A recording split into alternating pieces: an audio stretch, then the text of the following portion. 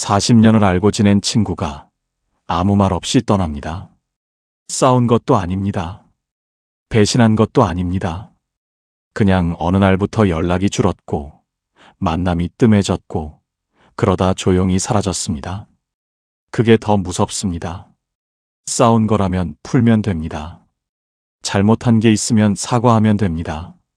그런데 아무 이유 없이 멀어질 때 우리는 그냥 이렇게 생각하고 맙니다. 나이 들면 다 그런 거지. 각자 살기 바빠진 거지. 정말 그럴까요? 오늘 이 이야기를 꺼내는 건 그런 거지 속에 우리가 아직 들여다보지 않은 것이 있기 때문입니다. 살면서 한 번은 이 질문을 스스로에게 해봐야 합니다. 혹시 나는 나도 모르는 사이에 사람을 밀어내고 있었던 건 아닐까? 내가 그토록 곁에 두고 싶었던 그 사람이 나로 인해 조금씩 지쳐가고 있었던 건 아닐까? 이 질문이 아프게 느껴진다면 오늘 이야기가 당신에게 꼭 필요한 이야기일 수 있습니다.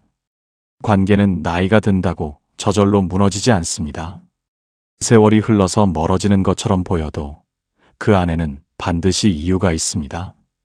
다만 그 이유가 너무 작고 너무 일상적이어서 우리가 미처 알아채지 못하는 것들입니다. 오늘 노후 산책에서 꺼내는 이야기는 친구를 붙잡는 기술이 아닙니다. 내가 어떤 사람이었는지를 조용히 그리고 솔직하게 들여다보는 시간입니다. 천천히 함께 걸어보겠습니다. 60이 넘으면 관계의 구조가 달라집니다.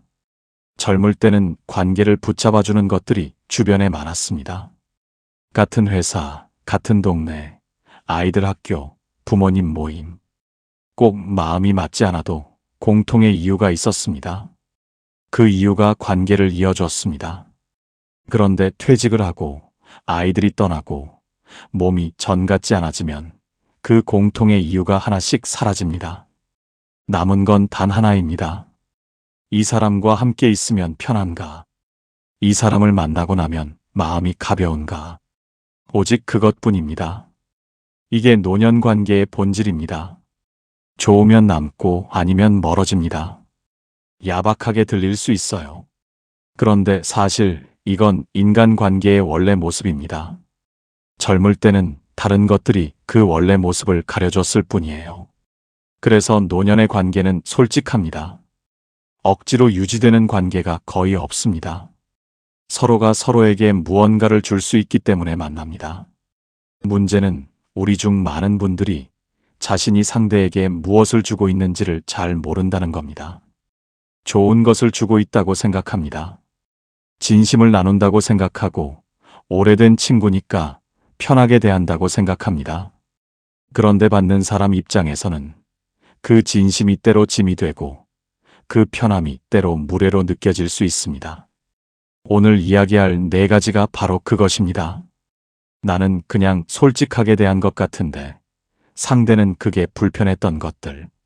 나는 그냥 털어놓은 것 같은데 상대는 그게 무거웠던 것들. 나는 진심으로 도우려 한 것 같은데 상대는 그게 상처였던 것들. 이 4가지가 반복될 때 평생의 친구도 조용히 아무 말 없이 멀어집니다. 첫 번째, 자기도 모르게 나오는 비교. 경북 안동에 사는 유명자 씨는 올해 75입니다. 슬하에 아들 둘을 두었는데 큰아들이 서울에서 공기업에 다닙니다. 명자 씨는 그게 자랑스러웠습니다. 실제로 자랑할 만한 일이었어요. 평생 쉬지 않고 일하며 키운 자식이니까요. 그런데 문제는 그 자랑이 언제나 비교로 나온다는 겁니다. 40년 지기 친구 박정순 씨와 밥을 먹다가 정순 씨가 둘째 딸 이야기를 꺼냈습니다. 딸이 요즘 가게가 좀 안 된다고 걱정이 많다고 했어요. 그러자 명자 씨가 이런 말을 했습니다. 아이고, 요즘 자영업이 참 힘들지. 우리 큰애는 공기업이라 그래도 안정적이긴 한데 철밥통이잖아, 그게. 정순 씨는 웃으며 넘겼습니다. 그런데 속에서 뭔가 꺼림칙한 게 올라왔습니다. 딸이 힘들다고 했는데 돌아온 건 위로가 아니라 상대 아들 자랑이었거든요. 그 다음 달에도 비슷한 일이 있었습니다. 정순 씨가 건강검진에서 뭔가 나왔다고 걱정하자 명자 씨는 나는 이번에 다 정상이더라고. 나이에 비해 건강하다고 하던데라고 했습니다. 또 그 다음엔 남편이 기력이 없다고 하자 우리 영감은 요즘 등산을 다시 시작했어. 건강하면 뭐든 된다니까라고 했습니다. 명자 씨는 아기가 없었습니다. 그냥 자기 이야기를 한 겁니다. 그런데 정순 씨 입장에서는 만날 때마다 자신의 힘든 이야기가 명자 씨의 자랑을 꺼내는 발판이 되는 느낌이 들었습니다. 내가 아프다고 하면 상대가 건강하다는 이야기가 나오고, 내가 걱정된다고 하면 상대는 괜찮다는 이야기가 나오고, 그 반복 속에서 정순 씨는 어느 순간 깨달았습니다. 이 사람한테 힘든 이야기를 해봤자 위로가 안 되는구나. 결국 정순 씨는 명자 씨에게 속 이야기를 꺼내지 않게 됐습니다. 날씨 이야기, 텔레비전 이야기, 가벼운 것들만 했습니다. 그러다 만남이 줄었고 어느 해 연말부터는 연락도 뜸해졌습니다. 40년 우정이 그렇게 옅어졌습니다. 명자 씨는 아직도 모릅니다. 왜 정순이가 멀어졌는지. 비교는 언제나 의도하지 않게 나옵니다. 내가 자랑스러운 것이 있을 때 그게 자연스럽게 입 밖으로 나옵니다. 그런데 상대가 힘든 순간에 내가 잘 됐다는 이야기를 꺼내면 상대는 위로받는 게 아니라 비교당하는 겁니다. 아무리 오래된 사이여도 그 느낌은 남습니다. 그리고 그 느낌이 쌓이면 사람은 그 자리에서 자신의 진짜 이야기를 꺼내지 않게 됩니다. 진짜 이야기를 꺼낼 수 없는 자리는 아무리 자주 만나도 외로운 자리입니다. 두 번째, 자랑과 하소연을 쉬지 않고 번갈아 하는 것. 이건 우리 주변에서 가장 흔하게 볼 수 있는 모습입니다. 그리고 가장 알아채기 어려운 모습이기도 합니다. 왜냐면 자랑도 아니고 불평도 아니기 때문입니다. 둘을 섞어서 하거든요. 전남 순천에 사는 강복래 씨는 70 초반으로 모임에서 이야기를 잘하기로 소문이 났습니다.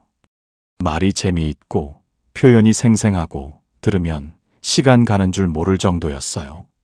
그런데 복래 씨의 이야기에는 늘 일정한 패턴이 있었습니다. 우리 아들이 이번에 차를 새로 뽑았어. 외제차야?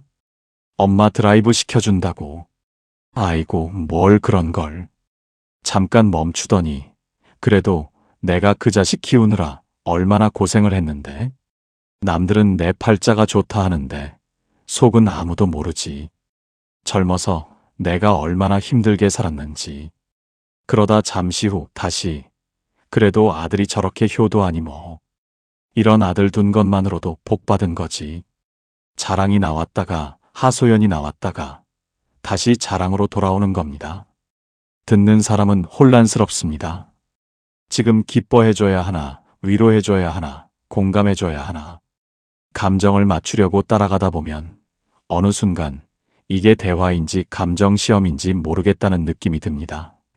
복래 씨 모임에 오래 나오던 친구 최인순 씨는 이 패턴을 몇 년째 겪어왔습니다. 처음에는 그냥 복래 씨가 원래 그런 사람이라고 생각했습니다. 말이 많은 사람, 이야기를 좋아하는 사람. 그렇게 이해하고 넘겼어요.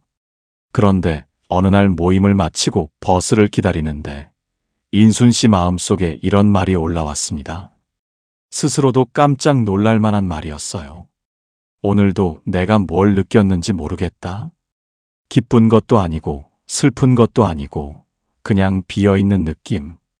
2시간을 함께 있었는데 정작 자신이 무슨 말을 했는지 무슨 감정이었는지가 기억이 잘 나지 않았습니다. 복래 씨의 이야기에 맞춰 계속 반응하다 보니 정작 자신의 마음이 어디에 있었는지를 잃어버린 겁니다. 인순 씨는 그게 왜인지 오래 생각했습니다. 그리고 딸에게 이런 말을 했습니다. 복래 씨 만나고 오면 왜 이렇게 피곤한지 모르겠어. 나쁜 사람도 아닌데, 싫지도 않은데, 그냥 만나고 나면 힘이 빠져. 내가 거기 있었던 건지 아닌 건지 모르겠어. 그게 바로 그겁니다. 자랑은 어느 정도 들어줄 수 있습니다. 하소연도 들어줄 수 있어요. 그런데 둘이 뒤섞여서 반복되면 듣는 사람은 이 사람이 지금 원하는 게 뭐지를 파악하는데 에너지를 다 씁니다. 그 에너지가 노동이 됩니다. 그리고 노동이 쌓이면 관계가 부담이 됩니다. 부담이 된 자리에 사람은 오래 앉아 있지 않습니다. 만남이 끝나고 상대방이 어떤 마음으로 집에 돌아갔을지를 한번 생각해 보면 좋겠습니다. 가벼워졌을까? 무거워졌을까? 채워졌을까? 비어졌을까? 그것 하나가 그 관계가 앞으로 계속될지 아닐지를 조용히 결정합니다. 세 번째, 만날 때마다 불평이 중심이 되는 것. 이건 조금 더 솔직하게 이야기해 보겠습니다. 노년에는 불평할 거리가 참 많습니다. 진짜로 많습니다. 몸은 예전 같지 않고 병원 다니는 일이 일상이 됐고 자녀들은 바쁘다며 자주 연락하지 않고 곁에 있어도 외롭고 돈은 줄어드는데 쓸 곳은 많고 세상은 너무 빠르게 변해서 따라가기도 벅찹니다.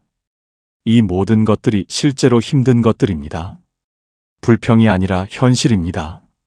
그런데 그 현실이 매번 만날 때마다 모든 대화의 중심이 될 때 문제가 생깁니다. 충북 청주에 사는 윤옥분 씨는 70 중반입니다. 남편을 4년 전에 떠나보내고 지금은 아파트에서 혼자 살고 있습니다. 외로움도 많고 몸도 여기저기 성치 않고 실제로 많이 힘든 상황입니다. 동갑내기 친구 이수키 씨가 그 사정을 알게 됐을 때 먼저 연락하고 자주 만나러 갔습니다. 위로가 되고 싶었고 옆에 있어주고 싶었어요. 처음엔 열심히 들었습니다. 무릎이 아프다는 이야기, 자식들이 자주 연락 안 한다는 이야기, 혼자 밥 먹는 게 서럽다는 이야기. 수키 씨는 맞장구를 치고 위로를 했고 같이 속상해했습니다. 그런데 3번이 지나고 4번이 지나고 5번이 지나도 이야기는 항상 같은 자리에 있었습니다. 무릎, 자식들, 혼자 밥 먹는 것, 물가, 외로움. 조금씩 표현이 다를 뿐 본질은 매번 같았습니다. 수키 씨는 나쁜 사람이 아닙니다. 진심으로 옥분 씨를 걱정하고 아끼는 친구입니다. 그런데 6번째 만남을 마치고 집으로 돌아오는 버스 안에서 수키 씨는 이상한 감정을 느꼈습니다. 피로감이었습니다. 옥분이가 가여운 건 알겠는데 나도 요즘 무릎이 좋지 않고 나도 아이들이 자주 연락을 안 해서 서운하고 나도 혼자 밥 먹는 날이 있습니다. 그런데 매번 옥분 씨의 힘든 이야기를 들어주고 나면 내 힘든 것까지 더 크게 느껴지는 것 같았습니다. 위로해주러 갔다가 더 무거워져서 돌아오는 느낌. 수키 씨는 자신이 그런 감정을 느끼는 게 미안했습니다. 친구가 그렇게 힘든데 내가 이런 마음을 먹다니. 그래서 더 참았습니다. 그런데 참는 것도 한계가 있었어요. 결국 수키 씨의 연락이 조금씩 뜸해졌고 만남 간격이 길어졌습니다. 옥분 씨는 그 이유를 모릅니다. 수키가 요즘 바쁜가 보다, 자식들 일이 있나 보다 생각합니다. 그 오해가 두 사람 사이에 조용히 쌓이고 있습니다. 불평 자체를 막을 수는 없습니다. 막아서도 안 됩니다.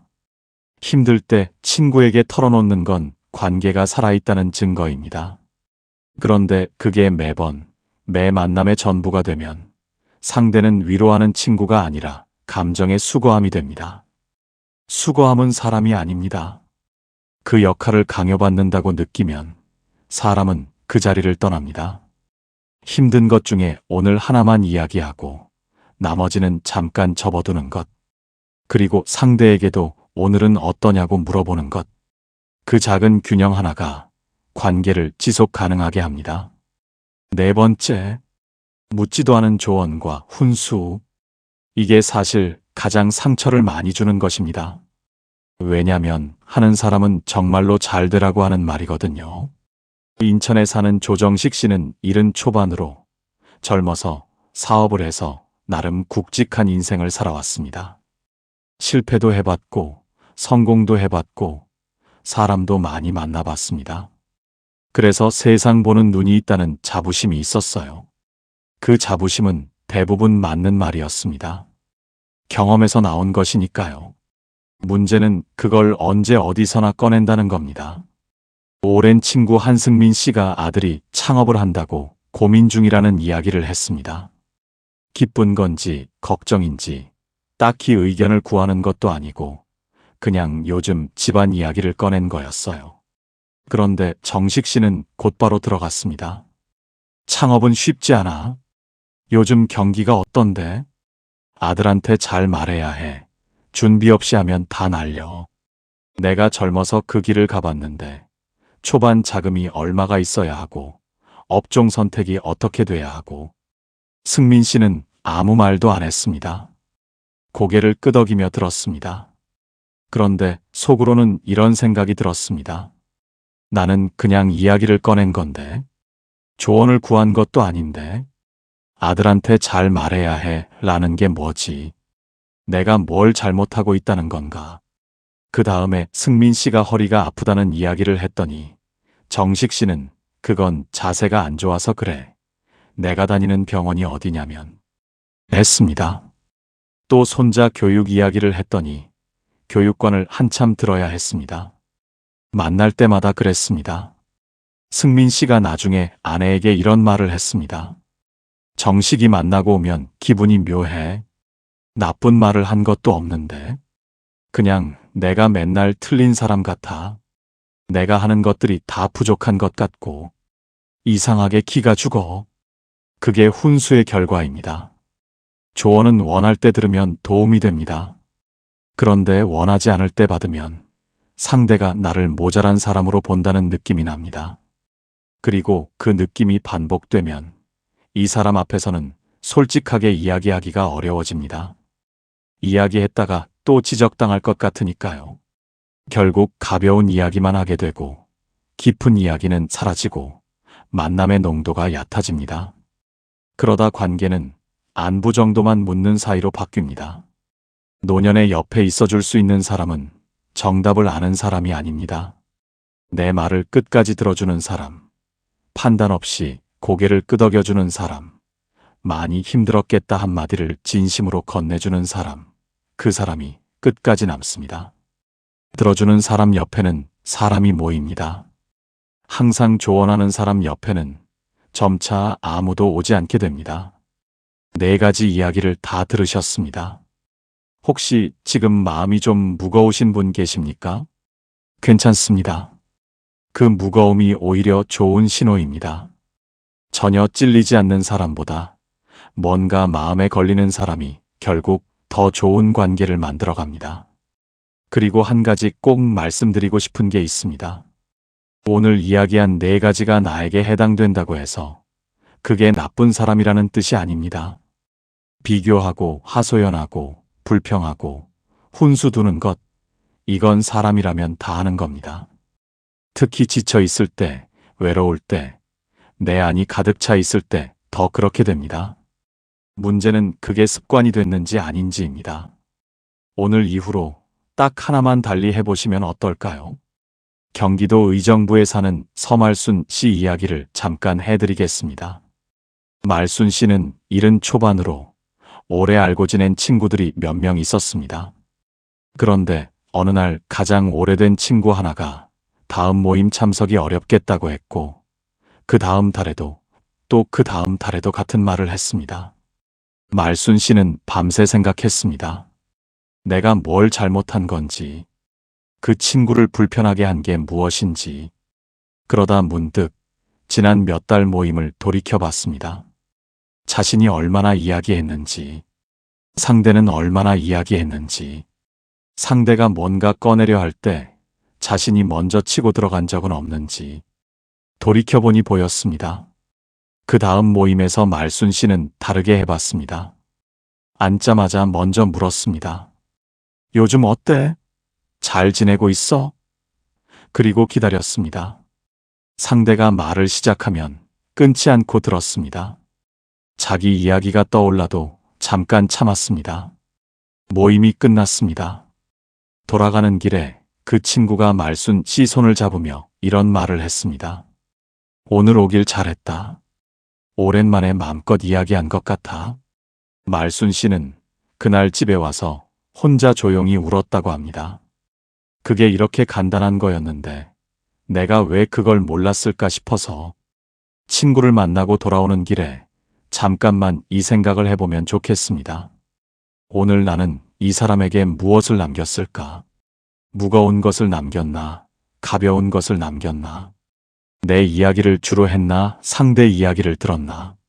그것 하나만 생각해보는 것, 그게 관계를 바꾸는 시작입니다. 거창한 결심이 아닙니다. 자책도 아닙니다. 그냥 오늘 어땠 나를 조용히 돌아보는 것입니다. 주는 것이 꼭 큰 것이어야 할 필요는 없습니다. 비싼 밥을 사줄 필요도, 선물을 챙길 필요도 없습니다. 만나고 난 뒤에 상대 마음이 조금이라도 가벼워졌다면 그게 이미 충분한 선물입니다. 그런 사람 옆에 사람이 머뭅니다. 오늘 이야기를 들으시면서 혹시 누군가가 떠오르셨습니까? 오래전에 가까웠는데 어느 순간 멀어진 사람, 아직 연락은 닿지만 예전 같지 않은 사람, 지금도 자주 만나는데 어딘가 어색해진 것 같은 사람, 그 사람과 어떻게 됐는지보다 그때 나는 어떤 사람이었는지를 한번 돌아봐 주시면 좋겠습니다. 후회를 하라는 말이 아닙니다. 과거를 괴롭게 파헤치라는 말도 아닙니다. 그냥 그 시절의 나를 조금 이해하는 것입니다. 외로워서 그랬을 수도 있고, 힘들어서 그랬을 수도 있고, 그냥 그때는 그게 최선이어서 그랬을 수도 있습니다. 인생은 완벽하게 살 수 없습니다. 관계도 마찬가지입니다. 완벽한 친구도 없고, 완벽한 나도 없습니다. 그래도 지금부터가 있습니다. 아직 곁에 있는 사람에게 조금 더 귀를 기울이는 것, 조금 덜 내 이야기를 하고, 조금 더 상대 이야기를 듣는 것, 만나고 난 뒤에 상대가 가볍게 돌아갈 수 있게 오늘 하루만이라도 그런 사람이 되어보는 것. 그게 쌓이면 노후가 달라집니다. 함께 있어도 외롭지 않은 사람, 전화 한 통에 마음이 따뜻해지는 사람, 멀리 있어도 곁에 있는 것 같은 사람. 그런 관계 하나가 있다면 인생 후반전이 완전히 다른 빛깔이 됩니다. 그 관계는 저절로 생기지 않습니다. 내가 그런 사람이 될 때 상대도 그런 사람이 됩니다. 오늘 이 이야기를 들으신 분들 중에 오랫동안 연락하지 못한 사람이 한 명이라도 떠오르셨다면 오늘 하루 그 사람에게 먼저 연락해 보시는 건 어떨까요? 긴 말 하지 않아도 됩니다. 요즘 잘 지내? 그 한마디면 충분합니다. 사람과 사람 사이, 그 짧은 거리를 좁히는데 가장 필요한 건 대단한 용기가 아닙니다. 먼저 손을 내미는 아주 작은 용기입니다. 당신의 노후에 그런 관계가 하나라도 있기를 바랍니다. 아니, 이미 그런 사람이 곁에 있다면 오늘 그 사람에게 감사한 마음을 잊지 마시길. 오늘도 이 긴 길을 끝까지 함께 걸어주셔서 감사합니다. 노후 산책은 매주 당신의 걸음 옆에 조용히 함께합니다. 오늘 이야기를 들으시면서 어떤 분이 떠오르셨나요? 혹시 나도 모르게 이런 모습이 있었다 싶으셨다면 댓글로 그 이야기 조용히 나눠주세요. 당신의 한마디가 누군가에게 큰 위로가 됩니다. 구독과 좋아요는 이 산책을 계속할 수 있는 힘이 됩니다.